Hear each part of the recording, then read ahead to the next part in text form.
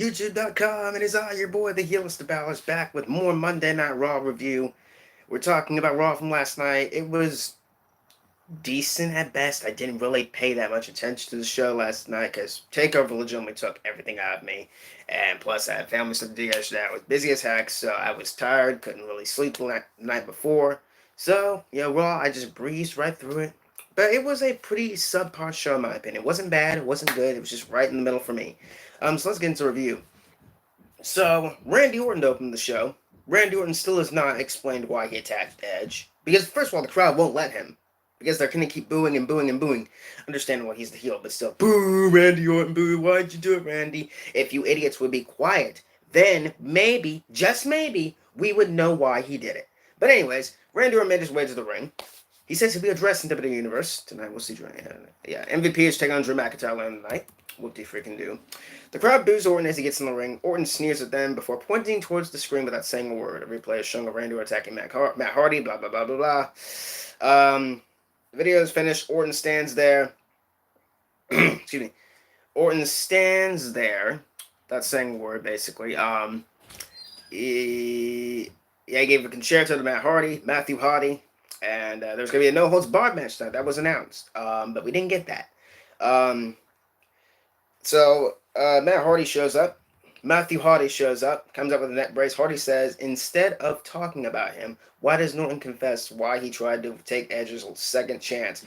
Why did he take the surgically repaired neck and smash with a chair like that? What the hell is wrong with you, Orton? Then the crowd started chanting, what the hell? What the hell? So it was pretty funny. Hardy says, Orton, let me try that again. Edge, Orton wanted to take his passion away from him, but he can't. Hardy says he is not ready to fight. He is not ready and is ready to fight Orton. That doesn't make any sense. I'm surprised with no one. There were any doctors in the back one clearing to compete tonight. He's still here, much like Edge said. Edge has grit. Hardy has grit. Matt Hardy will not die. You can't knock him down. You can't knock him and Edge down. They will get back up. Hardy promises he doesn't know what the future holds for him, but it will be determined on. It won't be determined on Orton's terms. It will be determined on Matt Hardy's terms. So Orton says Hardy should have said goodbye last week when he could leave the arena on his own 2 feet. Hardy gets on the apron, gets on the ring. Hardy limps over to Orton. Orton asks what Hardy could really do if he decided to RKO him where he stands right now. Orton says to Hardy, he looks at him cautiously. Orton says Hardy has balls, but no one can understand why he did what he did. Orton respects Hardy, but he will not truly respect Edge. He loved him like a brother. Orton says he is truly sorry. Orton drops the microphone, leaves the ring conflicted. Yeah. So Orton's music plays. He walks up the ramp. He's just doing this. He's walking up the ramp with his hands to his head like this. The Viper, the voices in his head are playing. He pauses. He removes his jacket. Hardy goes out of the ring. Hardy grabs a chair. So Orton gets on the apron. Hardy swings the chair. Orton grabs his neck.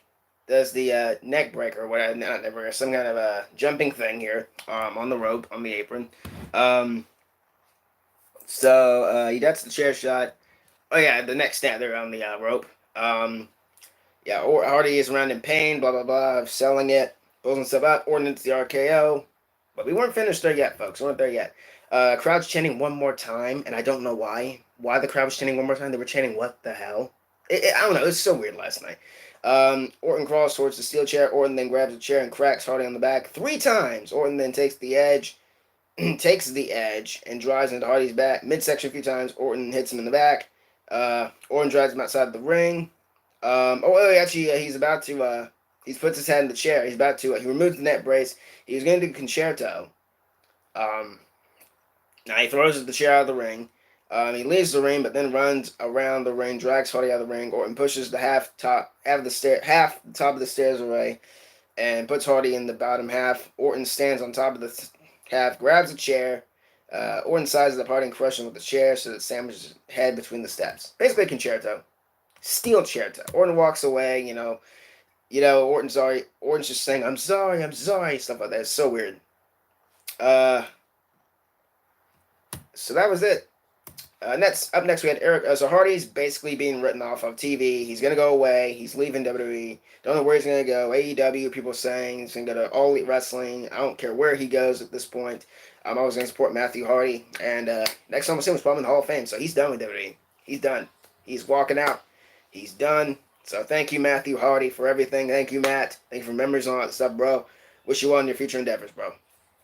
So we get Eric Rowan and Aleister Black. This match was just really nothing. Black mass, basically. I really didn't pay attention, so I'm gonna skip it. I'm really gonna skip this match. I didn't pay attention to it. All I know is Aleister Black wins the match, so there's that.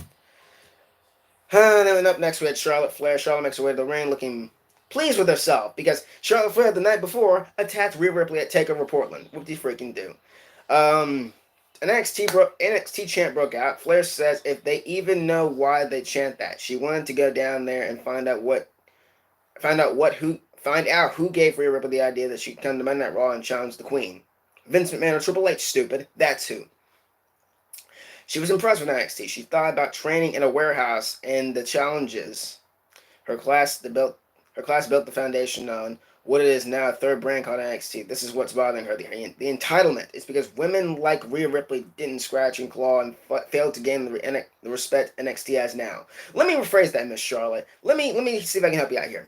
You have been handed literally everything because of your last name, and everyone who's watching this knows that. And obviously, you have the background. You're a Flair. Your family name is there. That's what I'm trying to say. But she is talented. I'm not saying she's been getting everything, but you gotta really look at it that way, guys. She has been given pretty much everything. She's earned some of it also, but she's been given mostly everything in her career if you really think about it. And the only reason she won the Royal Rumble is because Vince McMahon wanted to pay her back because of some promises that he didn't make in the past. Whatever. Anyways, moving on. As I was saying, Ripley has the audacity to step into her ring on her show with the title that she put on the map. I don't think you put that title on the map, but that's just me. You didn't. I mean, you were the inaugural champion, I believe. I don't remember who was the inaugural champion, to be honest with you guys. What's up, Vinny? How you doing? Yeah, as I was saying, guys, my bad. Ripley is very good. There's a saying, pride comes before the fall. I'm going to humble you at WrestleMania. Everyone is the next big thing until they're not. Woo. She delivers the worst woo ever. Her woos are just so bad. Ugh, they're so cringe. Up next, a triple threat for the 24/7. All right, let me get back to this segment here first before we move on. I mean, am I excited for Rhea Ripley and Charlotte Flair? No, I'm not excited whatsoever. The hype has died down. Wasn't Paige the inaugural champion? I think so. I think Paige was the inaugural champion.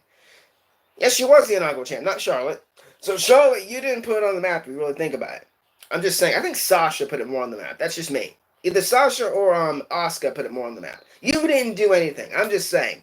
I'm just saying. You didn't do anything, Miss Flair. Shut up. So there's that. And am I excited for the match at WrestleMania?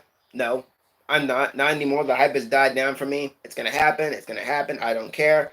The hype is just, it's gone for me. I'm just not interested anymore. Good job, WWE.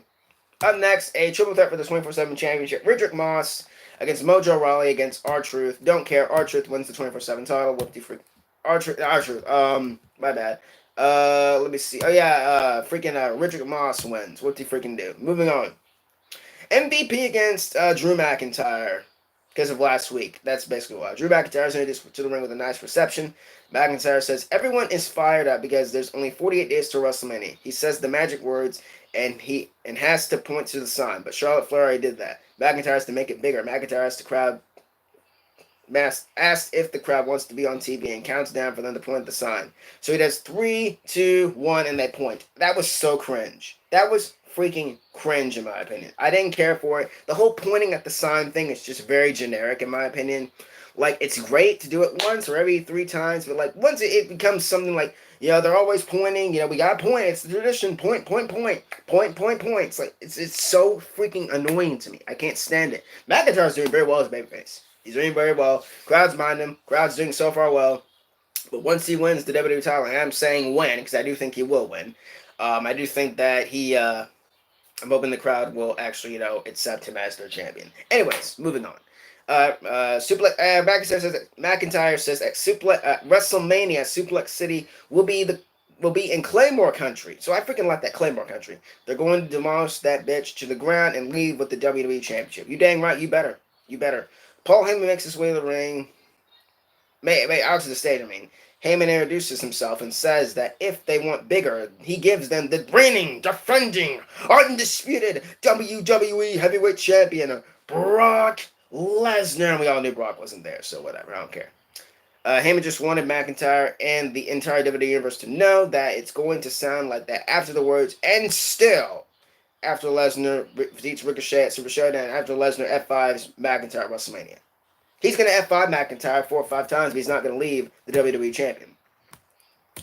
McIntyre says Heyman can say Lesnar's name before the match, during manicures, and while he's crying because McIntyre kicked his head off at WrestleMania. Because McIntyre kicked his head off at WrestleMania and took the WWE Championship. He hasn't taken the WWE Championship yet. He hasn't taken it yet. Whatever. Heyman says has profound respect for him. Heyman is not here to debate McIntyre. He is a huge admirer of his talent. That's the reason he's getting pushed, and that's a good thing. We all know Mr. Heyman's a huge McIntyre fan, so this is showing. This is great. There's a man he knows that is not such an admirer of his talent. As a matter of fact, he's McIntyre's opponent for this evening who, with a legitimate grievance, sees to settle in the ring. MVP, what did he freaking do? MVP walks out to the stage, and he's wearing his old attire, his red attire from like a long time ago. He said he invited McIntyre to the VIP, the VIP lounge, and treated him with respect of the elite level VIP. MVP thought they were friends, but how did McIntyre repay him? McIntyre says he knows this one, and he kicked MVP's head off. MVP says McIntyre has jokes, but all he did was him with cheap shots. MVP says that he's going to whoop him, and it won't be a cheap shot. McIntyre attacks MVP from a big boot. McIntyre defeats MVP. That's it. That's all you gotta know. Moving on. Becky Lynch. We're talking about Becky Lynch now. They're showing the replay of Shayna Baszler attacking her last week. Still cringe. I still cringed. Raw woman Becky Lynch made her out to the ring. She says that she came to this country seeking fame and fortune. She realized she doesn't need fame. But the funny thing is about this segment, Becky Lynch came out with a bag, so we didn't know what was in the bag. So I'm about to talk to you what was in the bag. She did figure out what to do with fortune. Lynch opens the paper bag and dumps out a lot of money. Literally, that was lots of money and it was all real. Literally around $100 or something like that, $1,000 probably. Lynch said this is her upfront payment for the fine she'll receive for what she does to Shayna Baszler. Bad things will happen. I like how Becky's kind of still doing the puns, even though she's the man. I'm still enjoying the puns when she keeps going in and out of that. It's still fun, even though I'm the main character. We've all been over that. But Becky is still doing the puns. I love it. She's still funny. So I just don't like when she gets serious. It's too cringe. Bad things will happen when she finds Shayna Baszler. Becky, bad things will happen to you if Shayna Baszler finds you first. I'm just saying. Lynch tells Baszler to look at the longest reigning Raw Women's Champion in history. And as of today, ladies and gentlemen, as I'm recording this, Becky Lynch is at 316 days as the Raw Women's Champion. So I'm very, very, very proud, but it's time for the title to come off her. Just saying. As I was saying, she's run through murderous rows of women to keep this title. Lynch is coming for Baszler because she wants to. And then Shayna appears on the screen. She says she's throwing cash around. She says, Baszler says she's throwing cash around for something she'll never get to do. Baszler says that she's in the Elimination Chamber with the winner facing Becky Lynch at WrestleMania. The Elimination Chamber is held in a cage. Shayna's a cage fighter. Everything about that is laid out perfectly for to be the one who takes the title from Lynch at WrestleMania. Baszler will chew through every competitor in the cage. She will. She'll beat everyone in that cage. I'm just saying to you right now. I'm just throwing this out here. We all know Shayna Baszler will win that match, and she does not be legit shot, and WWE is completely clueless. Lynch knows that she can do that. Baszler didn't plan to do that last week. She did it. Imagine the things she will have planned for her at WrestleMania. Baszler says, and I quote, I'm going to beat the living shit out of you. Let me try it again. Baszler says, and I quote, Becky, I'm going to tear the living shit out of you. That was not censored whatsoever. They did not censor that. So I was like, oh, okay. We're going this route. I like it. I like how they're keeping it very edgy. That won't happen on Bruce Pritchard's SmackDown. That's to use SmackDown. Lynch smiles and thanks Baszler for letting her know she'll be at the chamber. She'll be watching closely and rooting for Baszler. Keep that in mind, ladies and gentlemen, as we head into the Elimination Chamber in a few weeks. Becky will be watching closely, and she'll be rooting for Shayna Baszler. I'm very excited to see what they got planned for this match at WrestleMania because I'm thinking this is going to be a very violent match. I think it's going to be a very stiff match. This needs to have stipulation involved. This shouldn't be a regular one-on-one match. Oh no, this needs to be a submission match or an I Quit match. Something very brutal and dangerous. This is what that match should be. So either an I Quit match or a submission match. That's what I think it should be. One of those two options. Tell me down in the comments what you guys think the stipulation should be for Becky Lynch and Shayna Baszler, since we're heading to WrestleMania. So that's about it. We have Rusev and Humberto Carrillo versus Angel Garza and Bobby Lashley. I don't freaking care about this match. I'm skipping over it.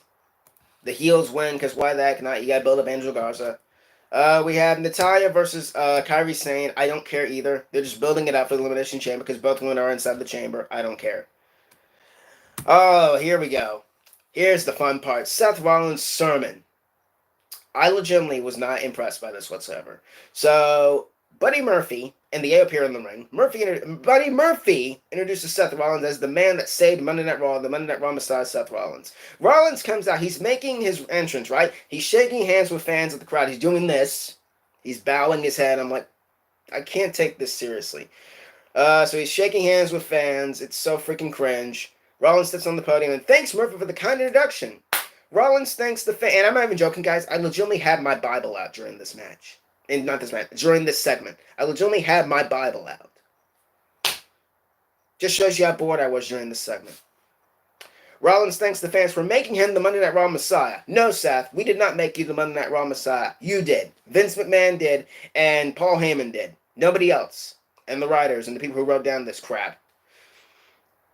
Rollins says Rollins says what he has to do right now is divine.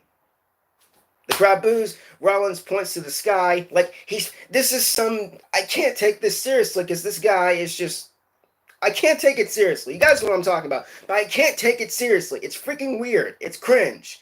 And if you're religious, you're probably gonna be triggered at what he's doing. I'm personally not. You guys know I'm religious, but I am not triggered whatsoever. I'm not triggered. I'm annoyed by this whole thing. It's so weird.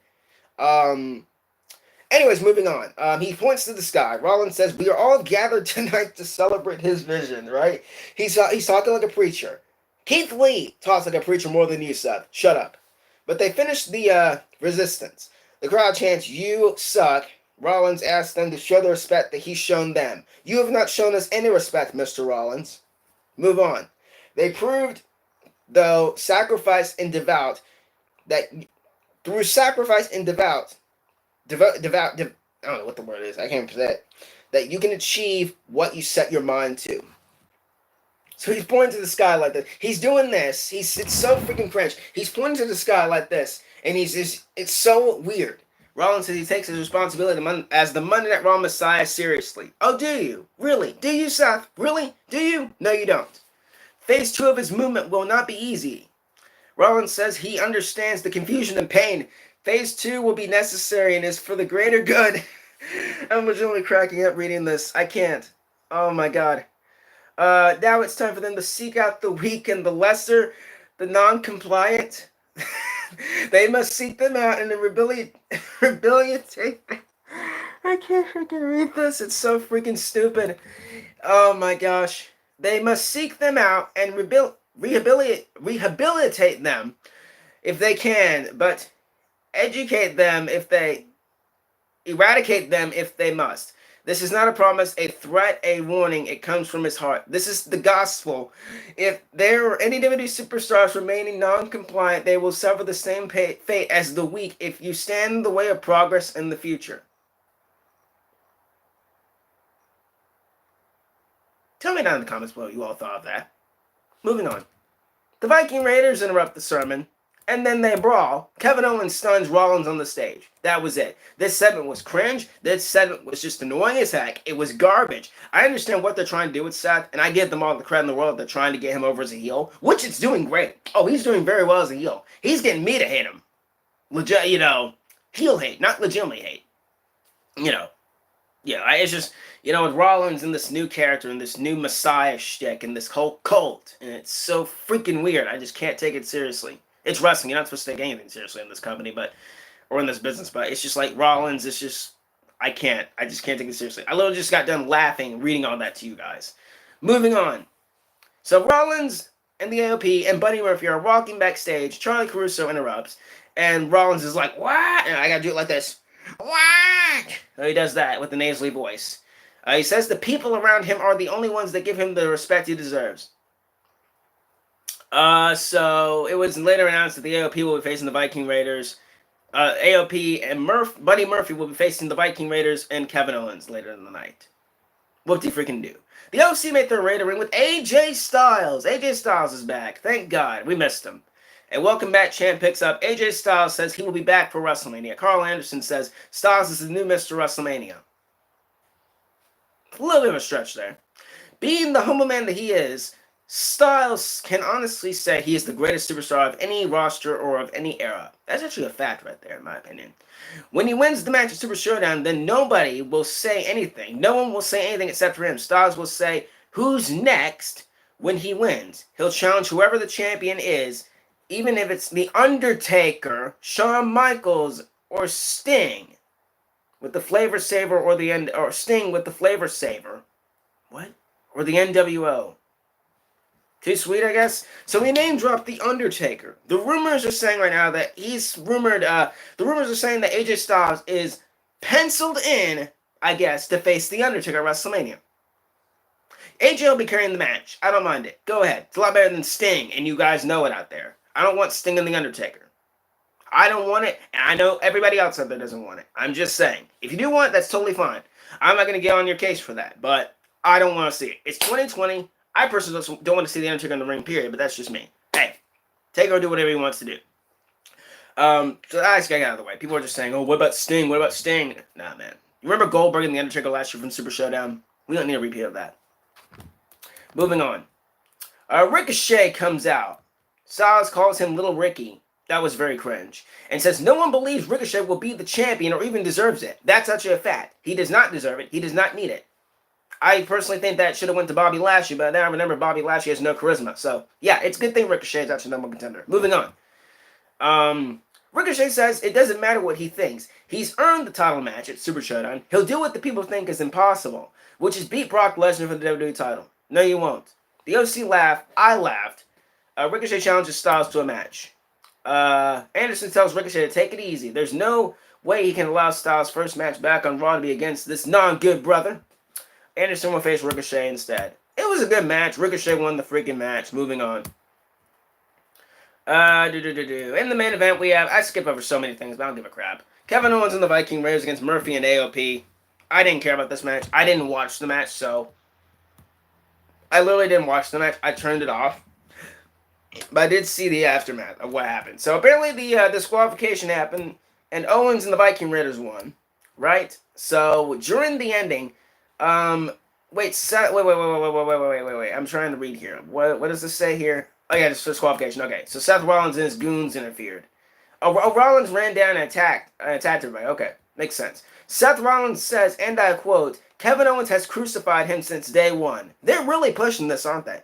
Now it's time for them to crucify him. If I swear to God, I understand this company is delusional, and they've done this way bigger stuff in the past. Y'all remember the Ministry of Darkness? Just saying. They've dealt with stuff like this. Remember Vince McMahon and God? They've dealt with religious stuff like this before. This is nothing new. Now it's time for them to crucify him. The Street Profits run out, and they take out the AOP and Murphy. Rollins goes up to the ring. Owens hits the stunner again on him Owens hits the stunner on Razor, while Ivar and Ford hits frog splashes from the top on Buddy Murphy and Akam. Rollins is furious, watching this from the top of the ramp, and Raw goes off the air. That's it. It was decent at best. I mean, TakeOver blew this out of the water, obviously. And this show was subpar at best, in my opinion. It wasn't good. It wasn't bad. It was just in the middle. And I can't wait to happen next week. Literally, it was just... I didn't really care for this Monday Night Raw. It wasn't as bad as SmackDown. SmackDown was pretty decent this past week for once. But I just don't really care about what this whole Seth Rollins shtick is. It's just, it's weird. I don't care about Ricochet as the number one contender. We all know he's going to lose. The only thing that really kept my interest tonight was Becky Lynch. Becky Lynch, and actually Becky Lynch, Drew McIntyre, and Randy Orton and Matt Hardy opened the show. That was the only three things I enjoyed from this show. Other than that, Raw was just very subpar in my opinion. What did you guys think about that Raw? If you enjoyed this video, and I actually want to hear your comments down below, ladies and gentlemen. Tell me what you guys thought of Raw, and I'll read them. I always look at the comments and stuff like that. So yeah, tell me down in the comments what you guys thought of the show. I'm the Heelist of Balor, Sin Balor, Prince Balor, on the freaking rest, and I will see you all for the next video. If you enjoyed this video, I hope you did. Too sweet that like button down below. Subscribe for videos like this one. Follow your boy on Twitter at HeelBalor and Instagram HeelBalorYT. And I will see you all for the next video. Too sweet. Peace out.